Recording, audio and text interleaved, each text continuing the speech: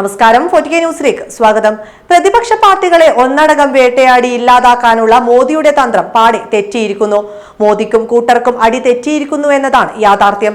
പ്രതിപക്ഷമുക്ത India അത് മാത്രമാണ് പ്രധാനമന്ത്രി നരേന്ദ്രമോദി സർക്കാരിന്റെ ലക്ഷ്യം. എന്നാൽ അത് ഒരിക്കലും നടപ്പാകില്ല എന്ന് അവർക്ക് കൃത്യമായി അറിയാം. അതുകൊണ്ടാണ് സമീപ ദിവസങ്ങളിലായി വിദ്വേഷ പ്രസംഗങ്ങൾ അഴിച്ചുവിട്ട് രാജ്യത്തൊരു വർഗീയ സംഘർഷം ഉണ്ടാക്കിയെടുക്കാൻ മോദി ശ്രമിക്കുന്നത്.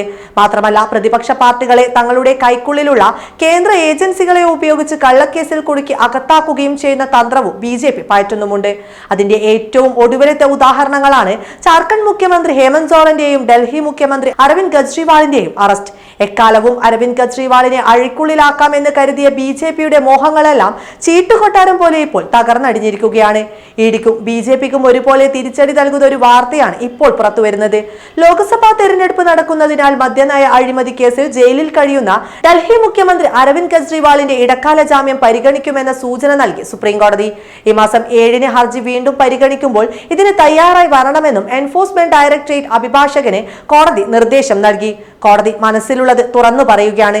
ഇടക്കാല ജാമ്യം പരിഗണിക്കുകയോ പരിഗണിക്കാതിരിക്കുകയോ ചെയ്യാം. സാധ്യതകളെ പരിഗണിക്കാൻ തയ്യാറാണ് എന്നാണ് ഹർജി പരിഗണിച്ച ജസ്റ്റിസ് സഞ്ജീവ് ഖന്ന, ദീപാങ്കർ ദത്ത എന്നിവർ അടങ്ങിയ ബെഞ്ച് പറഞ്ഞത്.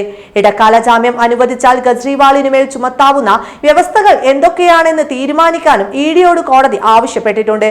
മുഖ്യമന്ത്രി എന്ന നിലയിൽ കെജ്രിവാൾ ഏതെങ്കിലും ഫയലിൽ ഒപ്പുവെക്കണമോ എന്ന് പരിഗണിക്കണമെന്നും കോടതി ആവശ്യപ്പെട്ടു. തെരഞ്ഞെടുപ്പിന്റെ മാതൃകാ പെരുമാറ്റച്ചട്ടം നിലവിൽ വരുന്നതിന് ഒരാഴ്ച മുൻപ് കെജ്രിവാളിനെ അറസ്റ്റ് ചെയ്തത് എന്തിനെന്ന് ഇഡി അറിയിക്കണമെന്ന് ഏപ്രിൽ 30-ന് കോടതി നിർദ്ദേശിച്ചിരുന്നു. ഇന്ന് നടന്ന വാദപ്രതിവാദങ്ങൾക്കൊടുവിലാണ് കോടതി കെജ്രിവാളിന്റെ ഇടക്കാല ജാമ്യത്തെക്കുറിച്ചുള്ള സൂചന നൽകിയത്. വ്യക്തമായ തെളിവുകളുടെ അടിസ്ഥാനത്തിലാണ് അറസ്റ്റ് ചെയ്തതെന്നാണ് ഇഡിയുടെ വാദം. എന്നാൽ കെജ്രിവാളിനെതിരെയുള്ള കുറ്റം ഇഡിക്ക് കണ്ടെത്താനായിട്ടില്ലെന്ന് കെജ്രിവാളിന് വേണ്ടി ഹാജരായ മുതിർന്ന അഭിഭാഷകൻ അഭിഷേക് മനു സിംഗ്വി പറഞ്ഞു. ഒരു സാക്ഷിമൊഴിയാണ് ആശ്രയിക്കുന്നതെങ്കിൽ സാക്ഷിയുടെ നേരത്തെയുള്ള വിരുദ്ധമൊഴികളും പരിഗണിക്കണമെന്ന് സിംഗ്വി കൂട്ടിച്ചേർത്തു. ഈ മാസം 7 വരെ ജുഡീഷ്യൽ കസ്റ്റഡിയിലുള്ള കെജ്രിവാൾ നിലവിൽ തീഹാർ ജയിലിലാണ് ഉള്ളത്.